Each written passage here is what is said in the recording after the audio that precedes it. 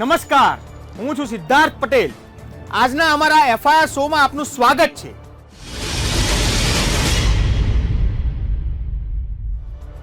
આજે આપણે વાત કરીશું સંસ્કારી નગરી વડોદરામાં બનેલી એક ચર્ચાસ્પદ કિસ્સા વિશે. આ કિસ્સામાં સ્ત્રીમાંથી પુરુષ બનીને દિલ્હીની યુવતીને વડોદરાની યુવતી સાથે લગ્ન કર્યા. 6 વર્ષ બાદ પતિની પોલ ખુલતા જ મહિલાની જિંદગી બરબાદ થઈ ગઈ. ટ્રાન્સજેન્ડર વિરાજે પોલીસ સામે અત્યંત ચોંકાવનાર ખુલાસા કર્યા હતા, જે સાંભળીને પોલીસ પણ હક્કાબક્કા રહી ગઈ હતી. તેણે કહ્યું કે તેણે લિંગ પરિવર્તનનું ઓપરેશન તો કરાવ્યું, પરંતુ તે ફેલ થઈ ગયું હતું. તેના ગુપ્તાંગમાં સાથળની ચામડીમાંથી બનાવેલું જે લિંગ લગાવેલું છે તે કોઈ કામનું નથી. શું છે આખી ઘટના, જાણવા માટે જુઓ અમારો આ અહેવાલ.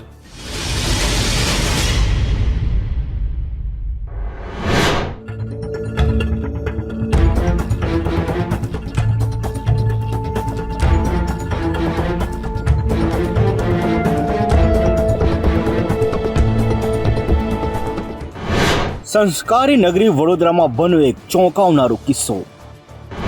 મહિલા સાથે તેના પતિએ કરી ચોંકાવનારી છેતરપિંડી. દિલ્હીની ઠગ યુવતીએ પુરુષ બનવા કરાવી સર્જરી.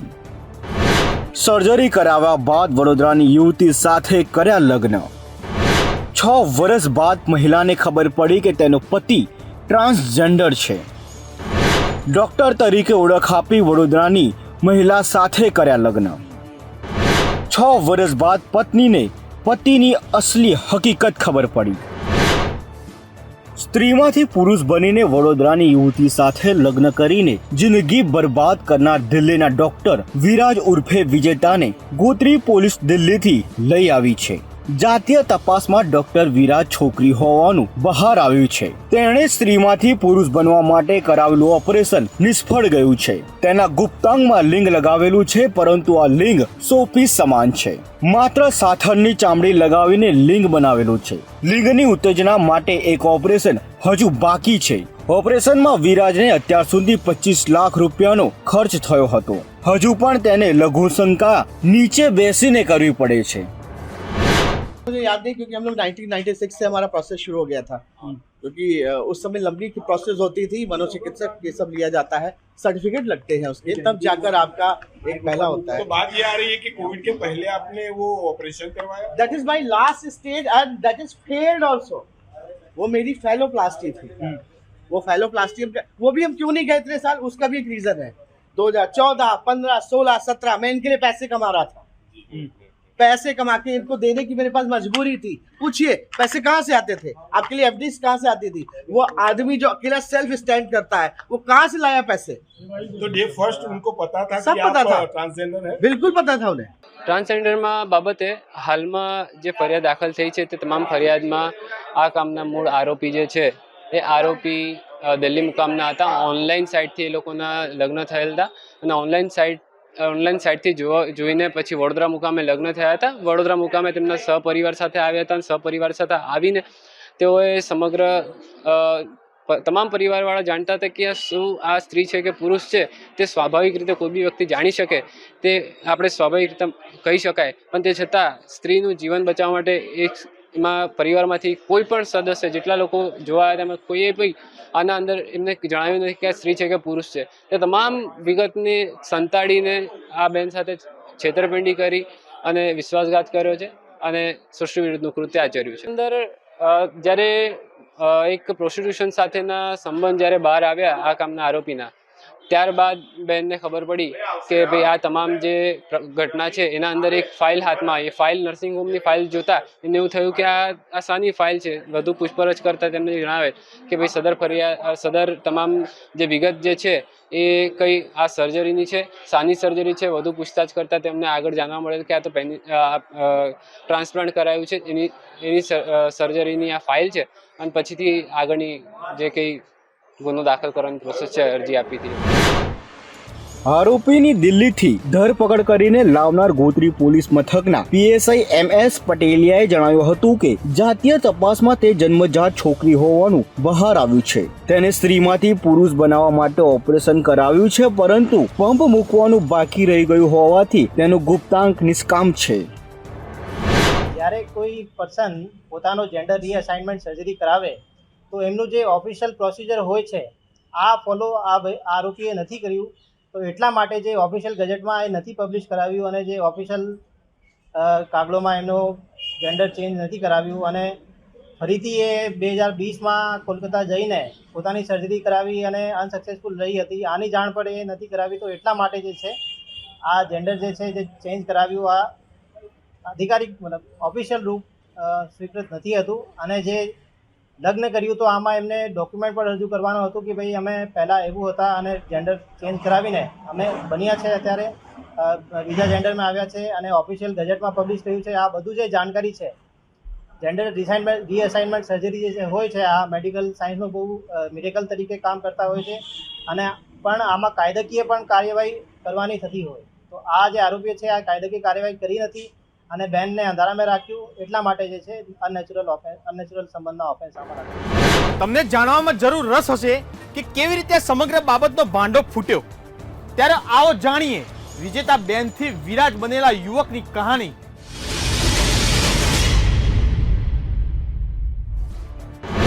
શું છે મહિલાની ફરિયાદ?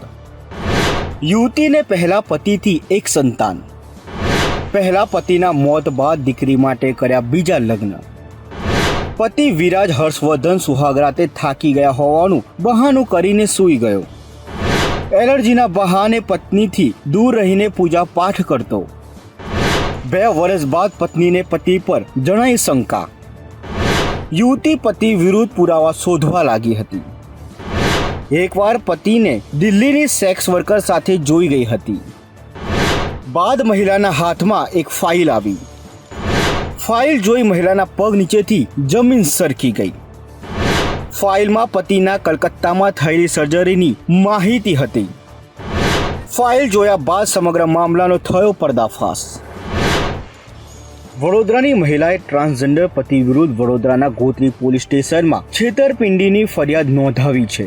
મહિલાએ કહ્યું કે વડોદરાની યુવતીના પહેલા પતિનું મૃત્યુ થયું છે અને તેને પહેલા પતિથી સંતાનમાં એક દીકરી હતી. દીકરીના ભવિષ્ય માટે મહિલાએ બીજા લગ્ન કરવાનું નક્કી કર્યું. તેના બીજા લગ્ન દિલ્હીના યુવક વિરાજ હર્ષવર્ધન સાથે 6 વર્ષ પહેલા થયા હતા. પરિવારજનોએ યુવતી સાથે 5 સ્ટાર હોટલમાં ધામધૂમથી લગ્ન પણ કર્યા. પતિ વિરાજ હર્ષવર્ધન સુહાગ રાતે થાકી ગયા હોવાનું બહાનું કરીને સૂઈ ગયો હતો. તેના બાદ ડોક્ટર વિરાજ એલર્જીના બહાને પત્નીથી દૂર રહીને પૂજા પાઠ કરતો હતો. પરંતુ 2 વર્ષથી ડોક્ટર વિરાજની હરકતો સામે શંકા જતા વડોદરાની યુવતી પુરાવા શોધવા લાગી હતી. પરંતુ મહિલા એકવાર પતિને દિલ્હીની સેક્સ વર્કર સાથે જોઈ ગઈ હતી. જેના બાદ મહિલાના હાથમાં એક ફાઇલ આવી જે જોઈને તેના પગ નીચેથી જમીન સરકી ગઈ. ફાઇલમાં પતિના કલકત્તામાં થયેલી સર્જરીની માહિતી હતી જેમાં પતિની હકીકત સામે આવી હતી.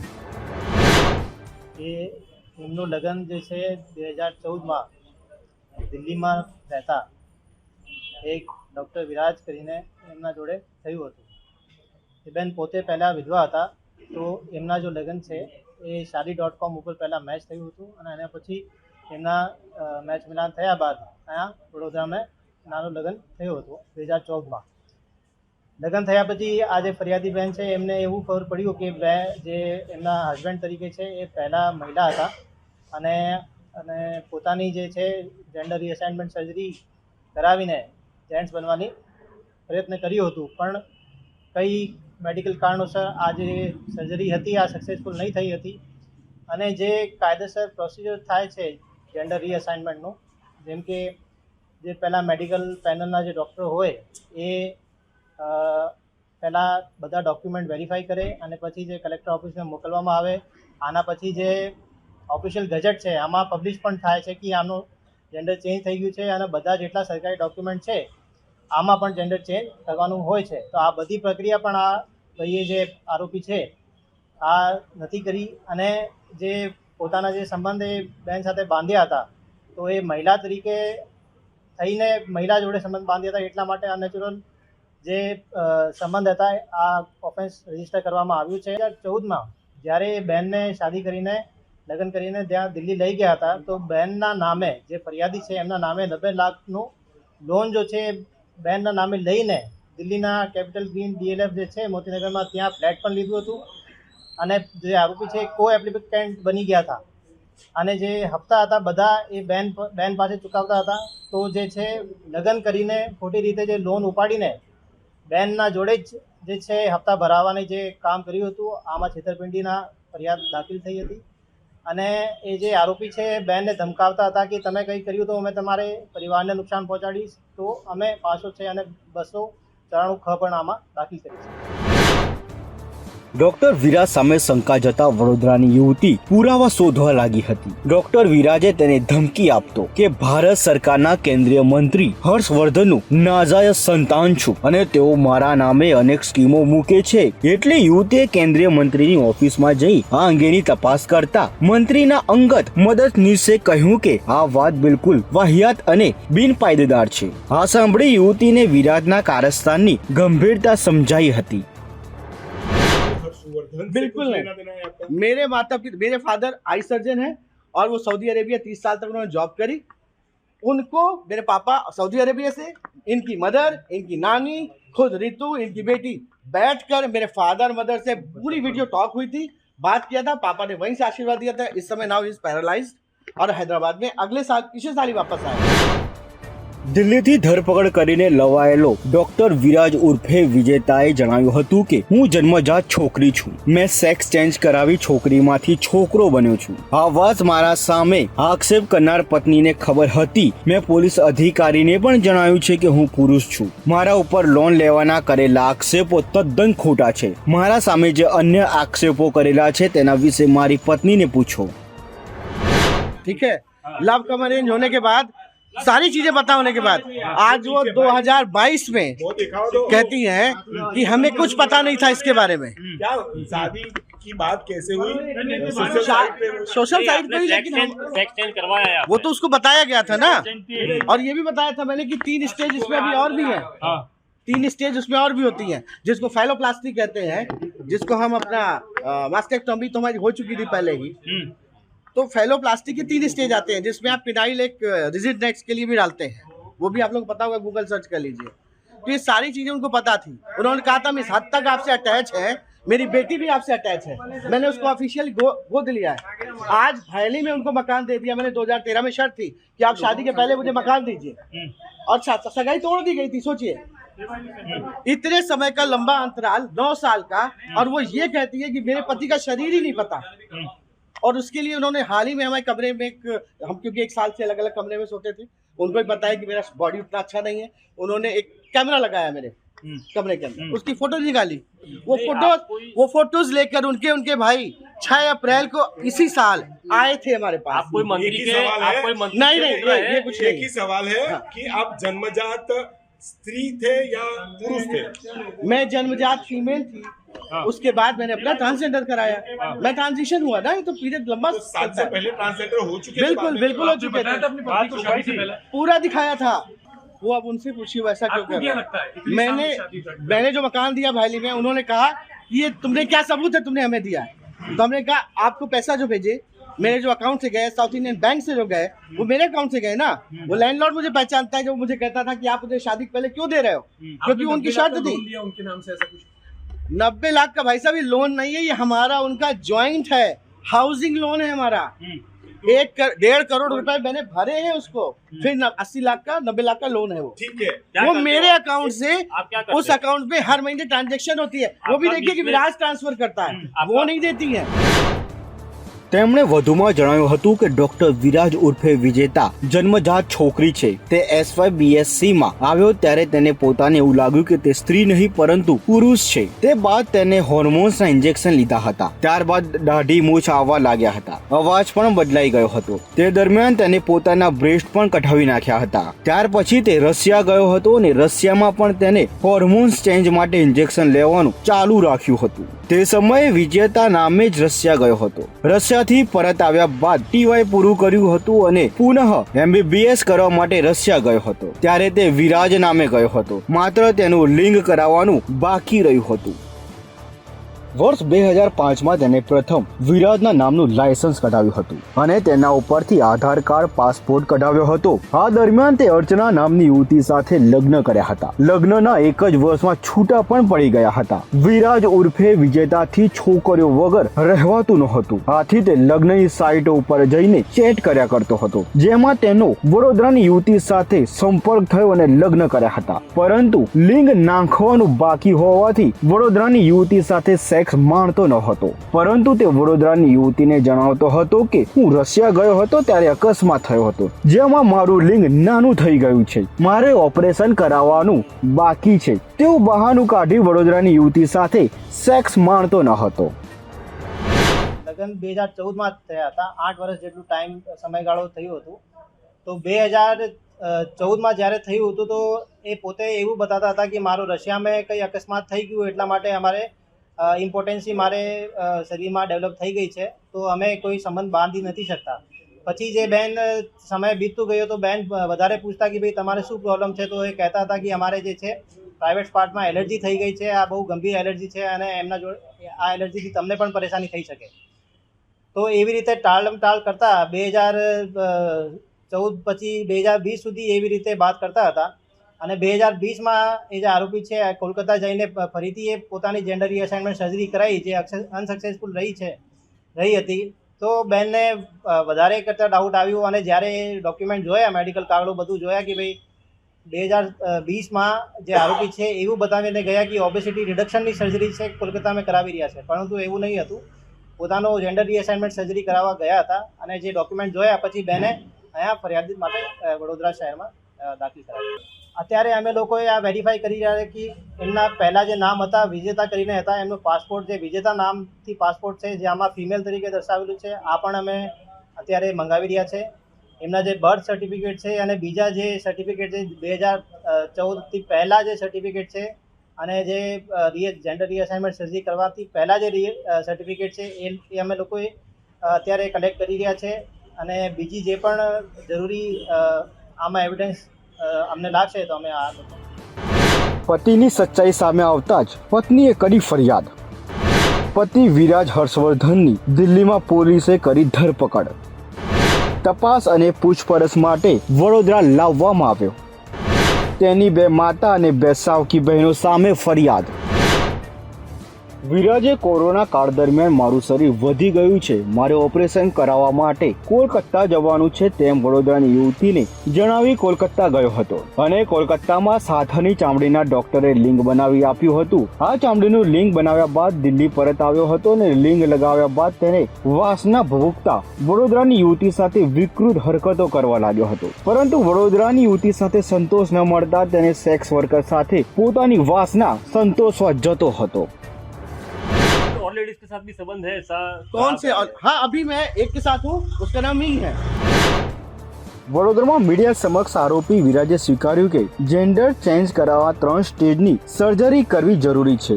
મારી 2 સ્ટેજની સર્જરી થયેલી હતી. આ બાબતે મેં લગ્ન પહેલા જણાવ્યું હતી. ફેલો સર્જરીની સારવાર બાકી હતી ને મારી સર્જરી સક્સેસ થઈ હતી. તેમણે ઉમેર્યું કે કોલકાતાથી લિંગ નખાવ્યા બાદ પંપ નાખવાનું હોય છે, પરંતુ તે દિલ્હી આવી ગયા બાદ અને વડોદરાની યુવતી સાથે ઝઘડાઓ શરૂ થયા બાદ પંપ નાખવાનો બાકી રહ્યો હતો. આથી તેનું લિંગનું ઓપરેશન નિષ્ફળ ગયું છે. याद नहीं, क्योंकि हम लोग 1996 से हमारा प्रोसेस शुरू हो गया था, क्योंकि उस समय लंबी की प्रोसेस होती थी, मनोचिकित्सक ये सब लिया जाता है, सर्टिफिकेट लगते हैं उसके, तब जाकर आपका एक पहला होता है. तो बात ये आ रही है कि कोविड के पहले आपने वो ऑपरेशन करवाया? That is my last stage and that is failed also. वो मेरी फेलोप्लास्टी थी. ચોંકાવનારી હકીકત એ છે કે ડોક્ટર વિરાજે અને યુવતી સાથે પણ લગ્ન કર્યા હતા. તેની 2 માતા અને 2 સાવકી બહેનો સામે ફરિયાદ થઈ છે, જેમાં સગી માતા કુસુમ હર્ષવર્ધન શ્રીવાસ્તવ, સાવકી માતા અનિતા હર્ષવર્ધન શ્રીવાસ્તવ, સાવકી બહેનો સુબી હર્ષવર્ધન, અસ્મિતા અગ્રવાલ છે. આ વિશે ઝોન 2ના ડીસીપી અભય સોનીએ કહ્યું કે વિરાજે મહિલા તરીકે રહીને મહિલા સાથે અકુદરતી સંબંધ બાંધ્યા હતા તેમજ ખોટી રીતે લોન લઈ ગુનો કર્યો છે. આરોપીની બહેનો અને સાસુને આરોપી તરીકે લેવામાં આવશે. સાથે જ વિરાજે સેક્સ ચેન્જ કરાવવાની કાયદાકીય પ્રક્રિયા પૂરી કરી નથી. જે ફરિયાદમાં જે ફરિયાદી બહેને લખાવેલું હતું કે આના જોડે જે આરોપી છે એમના જોડે એમની જે બહેન છે, જે સોતેલી બહેન હતી અને સગી બહેન છે, એ બધું એમના જોડે સંડોવણી હતી કે બધું જે છે બધું લોકોએ ફરિયાદી બહેનને અંધેરામાં રાખ્યું, ફરિયાદી બહેનને મોટિવેટ કર્યું કે ભાઈ તમે એવું કોઈ ખોટું નથી, અમે શાદી કરી લો. તો ફરિયાદી બહેનને જે અંધેરામાં જેટલા લોકોએ રાખ્યું અને મેરેજ લગ્ન કરાવ્યું यहाँ वडोदरा में, तो એમને બધાને આરોપી તરીકે ગણવામાં આવશે. का भी आरोप लगाया गया है. अननेचुरल सेक्स मैं उस कैपेबल ही नहीं हूँ, कहाँ से कर सकता हूँ. मैंने खोल कर भाई साहब को दिखा दिया सर को. इससे बड़ी डिग्निटी कोई भी नहीं कर सकता है. લિંગ પરિવર્તન એક્ટ મુજબ આ અંગેની સર્જરી થયા બાદ એક તબીબોની પેનલ બેસે છે અને ત્યારબાદ જિલ્લા કલેક્ટર તેની મંજૂરી આપે પછી લિંગ પરિવર્તન મુજબ તે પુરુષ બન્યો કે સ્ત્રી બન્યો તે અંગેની જાહેરાત ગેજેટમાં થાય છે. આ પ્રક્રિયાને ડોક્ટર વિરાજે અનુસરી ન હતી. આવા કિસ્સામાં કોઈની પણ જિંદગી બગાડતા પહેલા જરૂરી તમામ પ્રક્રિયા પૂર્ણ કરી લેવી અનિવાર્ય છે, નહીતર વિરાજનો જે અંજામ આવ્યો એ તમારો પણ આવી શકે છે.